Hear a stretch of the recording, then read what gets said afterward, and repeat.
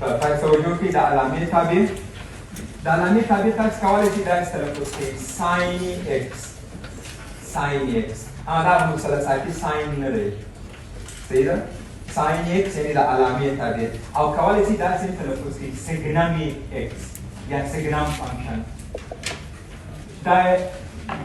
ډېر رسمي او صحیح نوم راځي سګنم لاتین لفظ دی او معنا یې هماغه علامه یا اشاره یا نښه صحیح خبره ده دا تعریف سره کم ده تاسو دقت وکړئ دا داسې یو شکل لري دا لیکل کېږي بیا دا په نوم ما تاسو ته ولیکئ اما تاسو هر کله په ریاضیکي بڼه د دې نوم لیکئ اس جي ان لیکئ د ده سګنم مخفف دی دا اس جي ان دا توري مو یوازې ورڅخه راواخیستل سګنم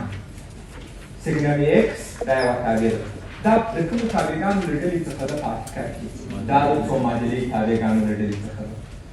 دا داسې یو شکل لري مطلقه ایکس پر ایکس یوه شاخه یې دا ده او صفر یوه شاخه یې دا ده یعنې د سګنم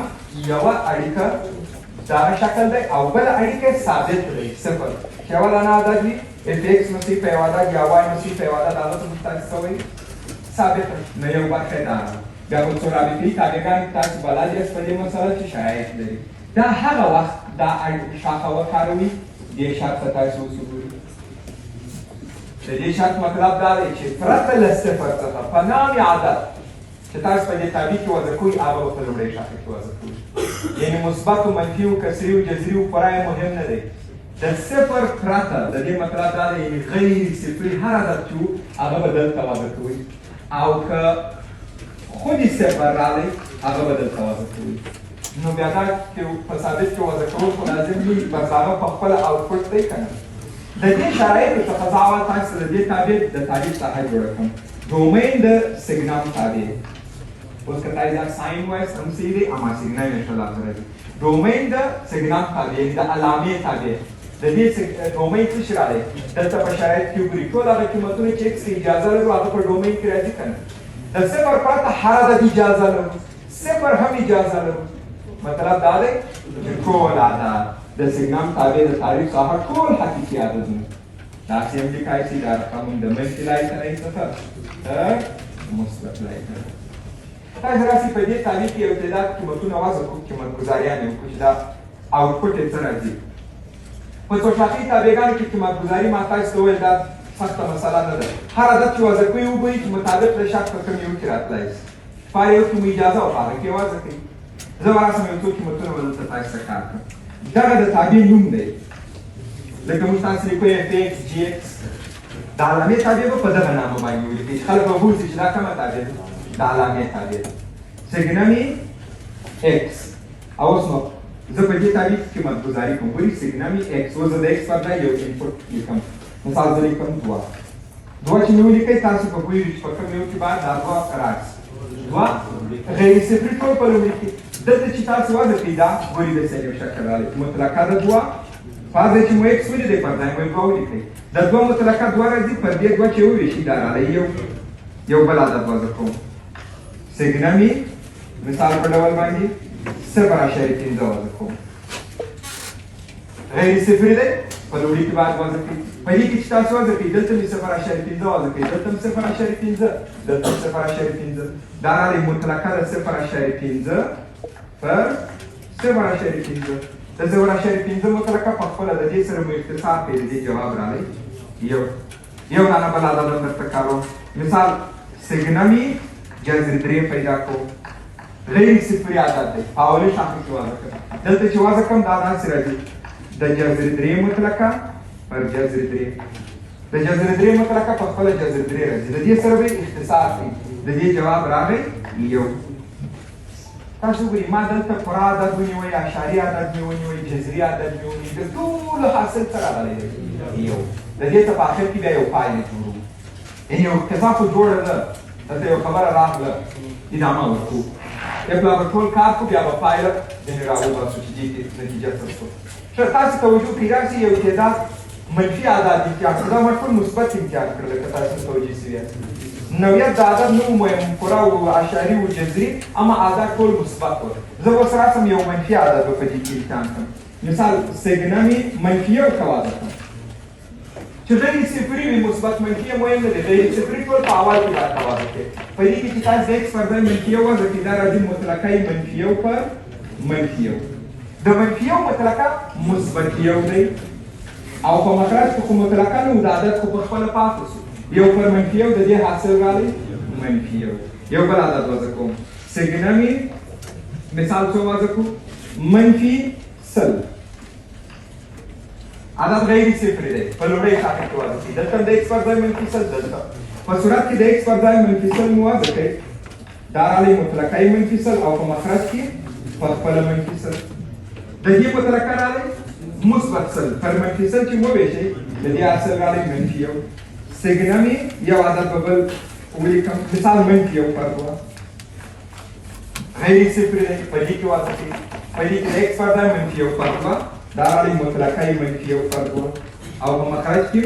منفي یو پر دوه د منفي یو پر دوه مطلقه مثبت یو پر دوه او په مخرج کې منفي یو پر دوه دا مساوي کسرونه سره اختصار حاصل راغلی منفي یو که تاسو متوجه شوي یاست لکه څنګه چې ما هر مثبت عدد وضع کړئ حاصل مکمل یو راغی او هر منفي عدد چې وضع کړئ حاصل منفي یو راغی راځئ دا صفر هم امتحان کړو چې په دې کې څه کیسه ده که چیرې زه صفر وضع کړم سګنمې صفر په دې کې اجازه نه لري غیر صفري دلته وضع کړئ صفر دلته وضع کړئ دا خو صفر دی ثابته تابع ده دا قیمت ګذاري نور نه غواړي دا راغلی صفر اوس زه دې څخه تاسو ته ټوله نتیجه جوړوم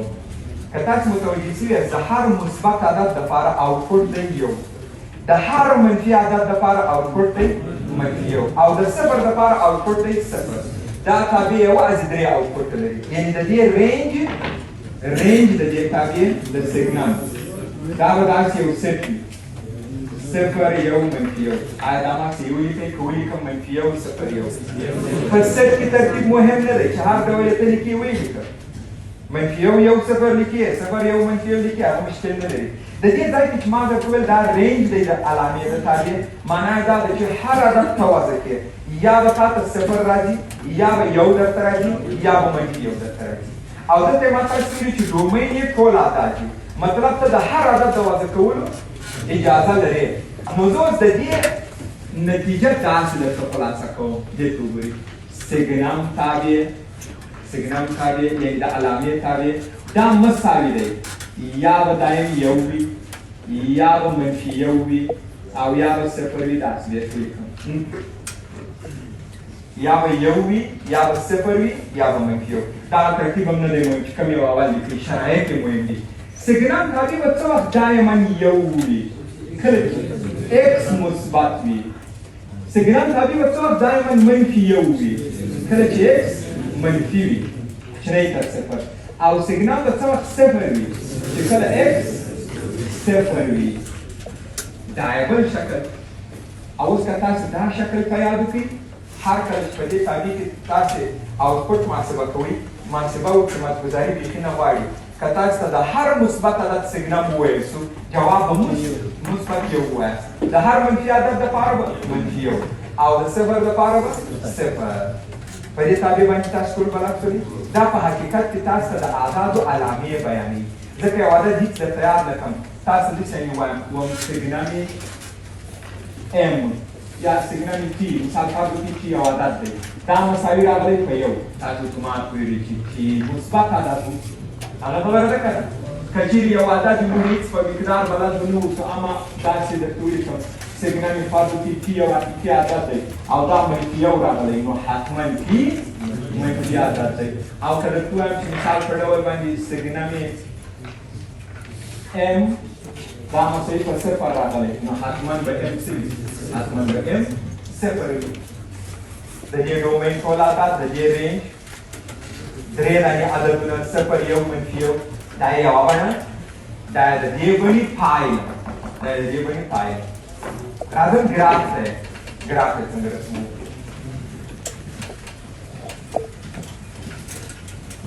دغه تابع تاسو ته په کانکور کې څو ځلې راغلي دي مثالونه او دا تر ټولو اسانه سوال دی تاسو متوجه دا بیخي محاسبه نه لري دا دوه برخې په یاد ولرئ وخت لري او څه دي دا دومره برخه تاسو په یاد ولرئ دا بیخي محاسبه نه لري دا ډېره یوه ساده مسله ده هر ډول مثبته ده چې ته وضع کړې فاعل مترادف یو